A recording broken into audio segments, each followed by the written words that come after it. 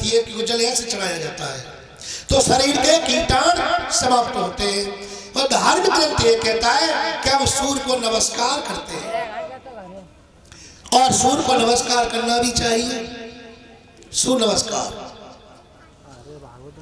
इसीलिए सूर्य पर लोटा चढ़ाने के बाद मित्रों बहन भाइयों जीव को शांति भी प्राप्त होती है। और संसार को वो तुम्हें कुछ दे रहा है तो आप भी कुछ दे सकते हो ना। ऐसा ही किया उन्होंने, जल चढ़ाने के बाद आगे बढ़ करके गए, आगे देखा तो रोहिणी मिली, रोहिणी को जाकर के नमस्कार किया और रोहिणी को जाकर के नमस्कार किया। रोहिणी ने कहा आओ क्रूर जी बैठो, हमारे घर कोई आता 3 चीजें मत भूलो, आओ बैठो पियो पानी। कोई आता है तो प्रेम के साथ में उसे बिठा लो, जलपान कराओ, मीठी वाणी बोलो। उसके बाद धीरे से पूछा गुरु जी कैसे आए हो। अब गुरु जी ने कहा हम आए, यहाँ 2 बालक हैं, इनका नाम कृष्ण और बलराम है, इनके मामा ने धनुष यज्ञ किया है, बिना भानज के यज्ञ नहीं पूरा होगा, हमने लेने आए। किसके पुत्र है वो? देव की वसुदेव। चुप, ये पुत्र तो मेरे हैं। देव की वसुदेव के कहा पुत्र है? कृष्ण इन दोनों को मार देगा। अब गुरु ने कहा देवी जी ये तुम्हारे पुत्र नहीं है। आज उठ करके रोहिणी नंद के पास गई और नंद जी सजा करके कहा क्रूर क्रूर आया है और वो कह रहा है कि मैं कृष्ण बलराम को लेने आया हूं। उन्होंने कहा तो रो क्यों रही हो? धीरज बढ़ाना ये धर्म कहता है। भक्तों प्रेमी भाई माता और बहनों, आज नंदी साथ आए। अक्रूर जी ने उनको भी नमस्कार किया, प्रणाम किया। पहले लेट के प्रणाम करते थे, हम लेट जाते थे पहले, शाम प्रणाम। अब लेट के तो नहीं करते हैं हम। फिर आई राम राम सा, हाथ जोड़ के करते थे हमारे बड़े बूढ़े, राम राम सा। अब जो चली गई जे, अब आई नमस्ते, जो मैं रमपत में गाल पचाटो देते हो। नमस्ते कहे में सर नहीं झुकेगा, न करके देख लो तुम। नमस्ते नमस्ते ऊपर को भाजत्व है और तुम्हें ये करना नमस्कार तो सर झुक जाएगा। शास्त्र वेदों में, धार्मिक के पुस्तकों में कहीं नमस्ते नहीं लिखा है, लिखा है तो केवल नमस्कार लिखा है। अंग्रेजी पुस्तकों में आया, हमारे यहाँ नमस्ते शब्द तो बढ़िया है, शब्द गलत नहीं है। न माने नमने के लिए, ते माने तेरे के लिए नमस्ते, पर सर नहीं झुके वो, न करके देख लो तुम, करो नमस्ते नमस्ते नमस्कार, तब झुके। अब जेऊ गई, आइए आइए आइए, हाथ में मिलाया है तो पुचकार मस्तक से लगाइए। भक्तों पैर पहले नबके छुए जाते थे, चरण पूरे नबके छुए जाते थे। आशीर्वाद सब चीज सोच समझ के दी जाती है, आशीर्वाद कभी सोच समझ के नहीं दिया जाता है। आशीर्वाद एकदम निकलता है, इसलिए रोज पैर छूना चाहिए, दबाना चाहिए। पता नहीं किस आदमी का कौन कैसा आशीर्वाद निकल जाए। एक बार एक ऊंचा गांव पड़ता है, नरौली से ऊपर नहर पर है, बड़ा गांव भी कहते हैं, देकोली के पास। हम इनके मकान में रहते थे। वो सवेरे सवेरे स्नान ध्यान करके हम हवन पे जा रहे, तो बेचारा पैर छूने के बाद रो गया। हमने कहा भैया हम हवन पे जा रहे हैं, तुम नहा धो के कहाँ जा रहे हो, पर तुम रो क्यों गए?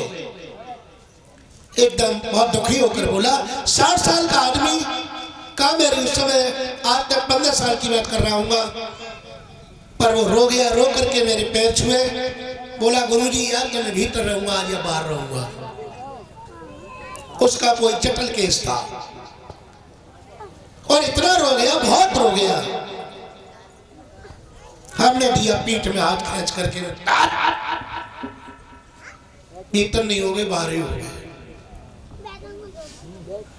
भक्तों जब बाहर हो गए, बिल्कुल शाम को घर आए, कई डिब्बा कई मीठे लेकर आए।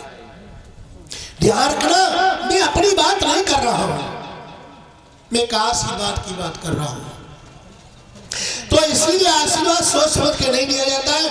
हम किसी रोज लगना चाहिए अपने बुजुर्गों को, अपनी सास को, अपनी बेटियों को, अपने गुरुओं को, अपने संतों को नीच नीच सब तर गए, बड़ न हुआ अभिमान, संत चरण में जो झुका हुआ उसका कल्याण। अब तो जेऊ गई, अब तो जल्दी जल्दी आवत है, पैर का छुअत है, जल्दी जल्दी आता, चाचा जी चाचा जी चाचा जी नमस्ते, घोंटू छुए के छोटी कर देते है, जो कहता कमरे का हाथ पैर टूटे तब में छाती ठंडी हो गई। तो ध्यान करा मेरे मित्रों बहनों, अगर छूना है तो सीधे पैर का अंगूठा अगर छू लिया जाए तो इसमें विष्णु भगवान का वास रहता है।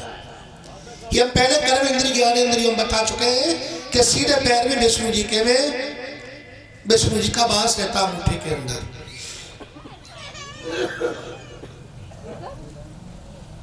अब गुरु जी से पूछा, गुरु जी कैसे? हम आए हैं, यज्ञ करवाया है कल इसने, कृष्ण और बलराम को बुलाया है, ये बालक तो हमारे हैं। नहीं, ये बालक तुम्हारे नहीं है। इधर में कृष्ण भगवान ग्वाल वालों के साथ खेल रहे थे और वो कह रहे थे कि आज मैं इनके साथ खेल रहा हूं और थोड़ी सी देर बाद इन्हें छोड़ करके मैं चला जाऊंगा। इनके साथ में खेल रहा हूं, थोड़ी सी देर बाद छोड़ करके इनको चला जाऊंगा। प्रेम जगत में सार और कोई सार नहीं, दुनिया में प्रेम ही सत्य है। भगवान कभी रो ले कभी खेल ले, इन्हें छोड़ करके मैं चला जाऊंगा। तीन लीला होती है साहब। पहली लीला होती है ईश्वरी लीला, माँ के गर्भ में होता है तब होती है ईश्वरी लीला, जन्म लेता है तो होती है बाल लीला, और बड़ा हो जाता तब होती है नर लीला। तो आपने ईश्वरी लीला की, उसके बाद बाल लीला की, अब पास और फेल हमें नर लीला में होना है। हर मानव तीन लीला करता है जीवन की। श्री राधे राधे। भगवान इस तरह से बच्चों से बार बार अपने मन को समझा रहे, मैंने वो छोड़ करके चला जाऊंगा रे राम, हे राम, ऐसे कह रहे हैं।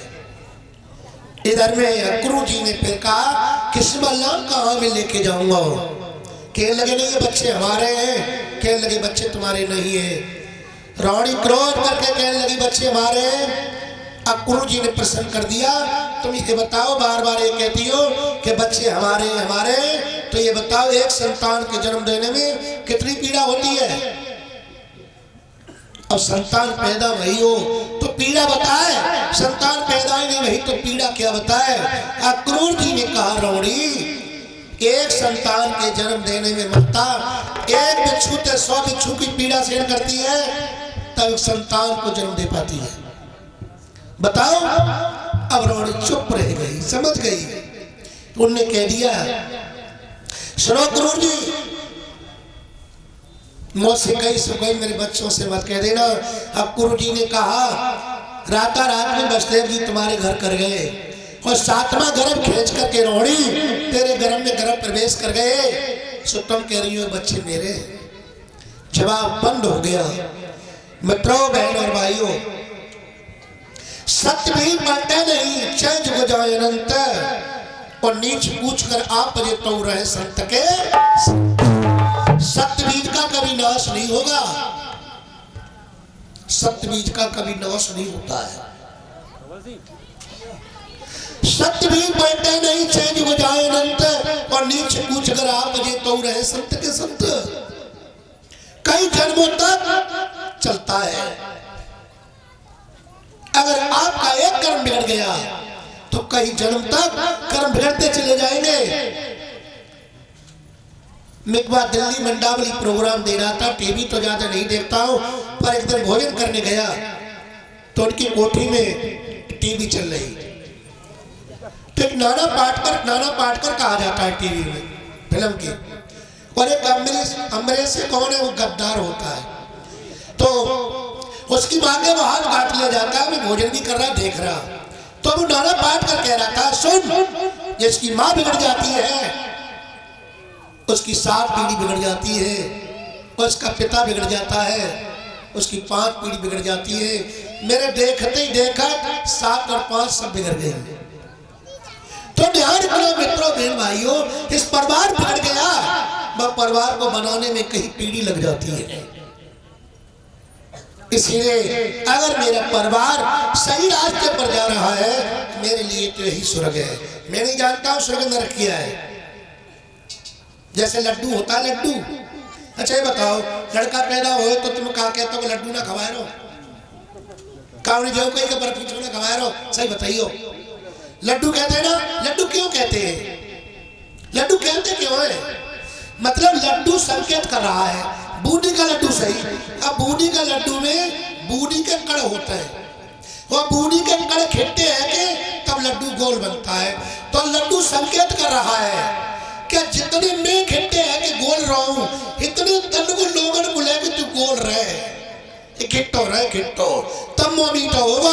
बा लड्डू के खाए तो मुंह मीठो ना है ना। इसीलिए मित्रों, हम परिवार सब बोल रहे हैं, हम परिवार सब मिलके रहे, हम मोहल्ला सब मिलके रहे, हम गांव मिलके रहे, हम देश मिलके रहे, इसे कहते हैं लड्डू खाना। एक लड्डू के खाने से मुंह मीठा नहीं होगा। कभी कभी कह देते हैं भैया 5 कन्या कर दूंगा, मेरा जी काम है, तो कन्या ने भी कहा है कहो लंगड़ा को जमा दे तो। पर कन्या क्यों रखी गई? कन्या इसीलिए रखी गई कि लड़का बाजार जाता चाट पड़ा के खाता है, मेरी बेटियां कहीं जा नहीं पाती, मेरी बेटियों पर पैसा कम रहता है। तो ऋषि और मुनियों ने सोचा कि मेरी बेटी को भोजन कम मिलता है, तो हम ऋषि और मुनियों ने प्रथा चलाई कि भैया 5 कन्या जमाओ, तुम्हें पुण्य प्राप्त होगा। तो बेटी माँ भोजन करेगी, बेटी माँ भोजन करेगी, बेटी माँ भोजन करेगी, तो मेरी बेटियों का स्वास्थ्य अच्छा होगा, मेरी बेटियों का स्वास्थ्य अच्छा होगा।